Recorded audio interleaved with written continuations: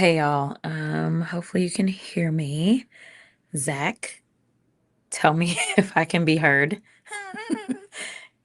Y'all, I'm having to do this by myself because I'm in the airport. So I am hoping that my staff tells me that we are all good.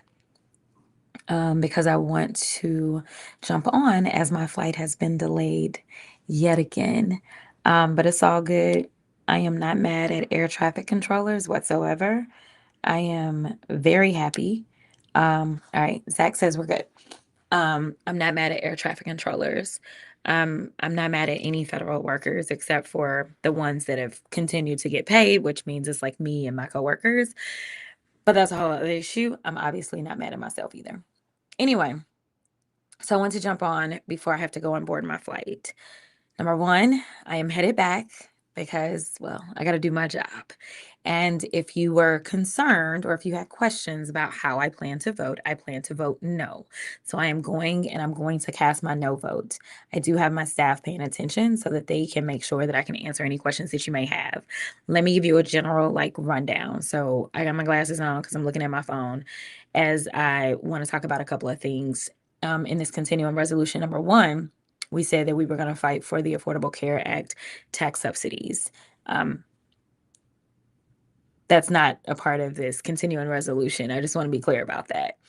So, number one, the whole point of kind of going through this, we didn't quite accomplish it. So I'm like, it's it's still time to fight. That's number one. Number two, I know that some are like, oh, but they're going to get a vote.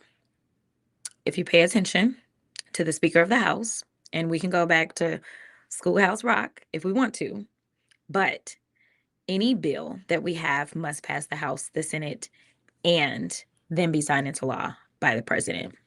So here's the deal. The House Speaker said he's not bringing anything to the floor as it relates to the tax subsidies. So, yes, the Senate Democrats may take a vote and it may feel good. And chances are it probably won't pass, or maybe it will pass so that those Republicans in the Senate can pretend like they're about this life when they know that the House Speaker has already made it clear that he doesn't have any plans whatsoever of putting it on to the floor. So that's number one. So I feel like we didn't get anything. It was just cute to say.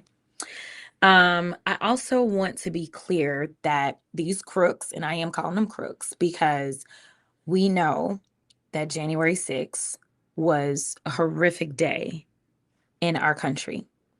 Somehow the president has decided that he should dig into the piggy bank and take hundreds of millions of dollars worth of taxpayer dollars away for how he felt about how he was treated about trying to make sure that we had an insurrection in our country.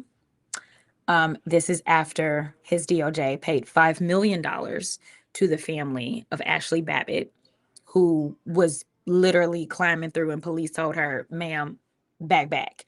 And she didn't. And she found out. Okay. So they decided to give her family $5 million. Now, senators that are so offended because their phone records may have been subpoenaed as it relates to January 6th. They slipped a little provision in for them to get $500,000 if they, you know, submit to the DOJ. And well, what do you think Trump's DOJ would do? Give them the money. So at the same time that they're saying we don't have money to make sure that there's health care, in fact, we don't even want to make sure that we take a vote on that after we've already increased your premiums. Yeah, but we deserve $500,000. Mind you, we don't get paid $500,000 a year. In fact, in 2 years, we don't make $500,000. That's basically almost 3 years of our salary. And they decide that they should just be able to get that. So, yet another reason to vote no. Let's see. We will finally get Adelita Grijalva sworn in. She is scheduled to be sworn in at 4 p.m. on tomorrow. When I get back, which is why I'm leaving late at night, I actually have to do a deposition first thing in the morning at 9 o'clock for the oversight committee. Um, let's see. What else do we need to talk about? We need to talk about a couple of more things, and then I am going to ask my staff what questions y'all have. All right. So Actually, we're just gonna talk about one more thing. Then I'm gonna answer these questions because I gotta keep an eye in case it is time to actually board my flight. Um, y'all, the Republicans are real nervous. They real nervous. It is like I want y'all to think about this. So I woke up this morning and there was yet another interview where the mango turd decided that he wanted to have my name in his mouth. Okay. So he was on Fox and Friends and he decided to, use his famous line that I'm low IQ. What is so interesting about this is that at the same time, he also started talking about like being from Somalia. So I don't know if he thinks I'm from Somalia or if he got me confused with like another member. It was very weird, but not really, because y'all know that I don't think he all there in the head anyway. Okay. So we know he's somebody crazy uncle. Mary, come get your uncle. Okay, that's fine on that side of things. But like they're so mad. So they are trying to convince people there's no way Jasmine could ever win Texas Senate. She's no one to be concerned about. Yes, that's who we want to run. Yet they are coming up with these bootleg stories, y'all. I it is laughable that I would have one of these ridiculous networks reach out to my staff inquiring about the fact that I pay for security out of my campaign account. Now, mind you, in my mind, I do think that that's a good question. I think that's a question from maybe Speaker Johnson about why it is that he's not protecting members of Congress. I think that it's really a good question as to why a member of Congress needs to pay for security out of money that they go and raise instead of focusing on making sure that they use that money to educate voters about why it is that their candidacy matters. I do think that it does people like me a disservice when you are so outspoken. And then what happens is instead of you being able to put all your dollars into campaigning, instead you've got to do things like pay for your security. But I kind of value my life, so it is what it is. And it is what it is. So, yeah, I'm like, y'all real desperate if y'all like mad about like the way that I go about making sure that I'm secure. Like, it's giving you don't have anything. So you just want to just make a lot out of nothing. But we could talk about costs. We could talk about the over $30 million that we've spent for JD Vance and his family to be on vacations, and that's been tax dollars. We could talk about the almost $100 million that we've spent so that Trump could go like post up at Mar-a-Lago, and it ain't been a full year, and that's also been tax dollars. We could talk about like again the fact that he is trying to get hundreds of millions of dollars because he feels like he was wronged as it relates to January 6th. But no, they want to write about me having to pay for my security, and they don't even have the right angle on that issue. But that's that. Okay, so let me see what questions you have, and then I'm gonna have to go. So I'm checking from my staff to see what they gotta say. Okay, so okay, Zach said to back up. My bad, but I probably got that late. Um, I just don't know if y'all can hear me because I'm not trying to be super loud because I'm in the lounge. Let's see. Tiffany wants to know what can we do at this point? Is the House gonna vote the same as the Senate? Okay. So a couple of things that I need to clarify for Tiffany. In the Senate, they have the filibuster, which means that they have to get a total of 60 votes. We saw the 8 Democrats made sure that they could get over the filibuster. In the House, it's a simple majority. So we don't run the House, so we don't have the votes alone. But typically, the Freedom Caucus is really bad about wanting to vote for a continuing resolution. In addition to that, we still have one vacancy in the House on the Democratic side and one vacancy in the House on the Republican side. Not to mention, y'all know that this is an elderly body. So we're going to see who all is able to make it back. But we always have people that's out sick and all kinds of stuff. So we don't even know what the numbers are going to be. Not to mention, like I said, I'm delayed. Right now, it's myself and at least one other member that I saw sitting up here that are on this flight, but we're trying to get in, so that we're in super early. There are other people that are going to be leaving tomorrow. We'll see what happens with flights tomorrow. There's been some drama on flights today, so it really matters about like how many people actually end up showing up in DC, because the numbers are so tight. They only have like a 3-seat majority, and so who knows? We're gonna see what roll call looking like when we get back.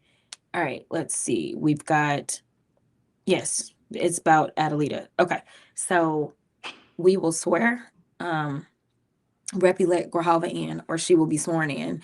And then after that, what's going to happen is she will then be allowed to sign the discharge petition, becoming the 218th signature needed. And then there's a couple of different ways that the bill can come to the floor for a vote. So basically, all that happens is now we know that we have enough signatures to override the speaker to be able to get the bill to the floor. And that was because we did have 4 Republicans that joined us in signing off on the discharge petition. I will note for you that the Republicans do not have that many women in their caucus, but it was 3 women and 1 man. So I just want y'all to understand, Republican men seem to not have a problem with pedophiles. I'm just saying, because like it's absolutely ridiculous that there's only 1 man that signed off on the discharge petition, and he is the man that has co-led the discharge petition with Ro Khanna, and that is Thomas Massie, who now is under significant attack by his own party, because that's what they do when you don't get in line, is they attack you. So they are really going after him in this primary. All right, let me see what else they got to say. Okay. Listen, y'all, see my staff coming to get me. Let me try to get this last one in. How does the Democratic Party regain their supporters' confidence? This is a really good question. Okay, I'm gonna try to do 2 more real fast. I don't know. I don't know. I was, when I tell you that I was so heartbroken when I saw what happened with the Senate, when I tell you that I had this crazy headache and I was so upset. I was mad. And honestly, I was questioning like, what is the point in being in the House? Like, what is the point in being a part of this August body if like we can't fight for the basics? Like I legitimately was like in my own crisis. And then I was like, well, maybe this is my sign. Maybe I should be running for the Senate, right? But like we got to get the data, we got to get the numbers. I don't know. I'm just telling you that like if you are in a crisis, it's okay, because even I'm sitting around like really questioning like what is the point? Because we are in a body where it takes a team, and it cannot be just one person. Um, so I don't know. I don't have really good answers. Right now, this fight is not over. The government is not open. Right now, there are House Democrats that made their way back to DC, and right now they just went in. They are doing amendments. One of those amendments is being brought by Hakeem Jeffries, is to extend the tax subsidies for 3 years on the Affordable Care Act. Um, we will see. We will see if they at least allow the amendment to go through so that we can at least vote on it on the floor. We will see if they rule it in order. We will see ultimately like what they ultimately do. But we are not giving up the fight. And again, because the numbers are so close, I can't tell you that this is going to pass. Like I have flights booked everywhere for all different days because I legitimately do not know what is going to happen, except for the fact that when I return, I'm voting no. Let me get this question that Zach said. He said, Wallace says, are we going to end up in a shutdown yet again come January? Very good question. So the CR that we got, again, it's a continuing resolution that we got from the Senate. The date that was in the continuing resolution from the House that was sent over in September, that date is already passed or about to pass, one of the two. I think it's already passed. No, it's about to pass. So the new date is at the end of January. In my opinion, these people, no, these people are incapable of governing. If you recall, they never even passed our appropriations for the entire fiscal year last year. And to be clear, while the House was out, we could have been passing the appropriations bills. We have 12 appropriation bills. We could have been passing those while the Senate was still working on the CR. And ultimately, they wouldn't even needed a CR because we would have had these appropriations. The final points that I'll make, because my staff gonna lose it if I miss this flight. Final points that I'm going to make is that they got what they call a minibus, which is basically a baby version of an omnibus, which an omnibus is kind of like a big bill that's got everything in it. All right. So in the minibus, what they got was that SNAP benefits would be funded for a full year. So basically, if we do shut down, trying to prevent people from standing in long food lines again. But there are some amendments to clarify that the president is required to use the emergency funds that are sitting there if there is another similar scenario to what we had, because we never really contemplated an American president that wants to starve his people. But hey, here we are. There's another amendment that is being filed to take back the $40 billion that they sent to Argentina, because MAGA clearly stands for Make Argentina Great Again. That was filed by Rep. Horsford out of Vegas. And basically what that would do is take that money back and take that 40 billion and apply it to the tax subsidies for the Affordable Care Act. So I just want y'all to know that Democrats are working. We are fighting. We are going to do as good as we can considering the numbers in the House. And if the Freedom Caucus holds true to like what they do, which means that sometimes they just don't like to vote for these continuing resolutions, then we'll probably be in a decent place. I will talk to y'all later. I got to take this very long flight to DC.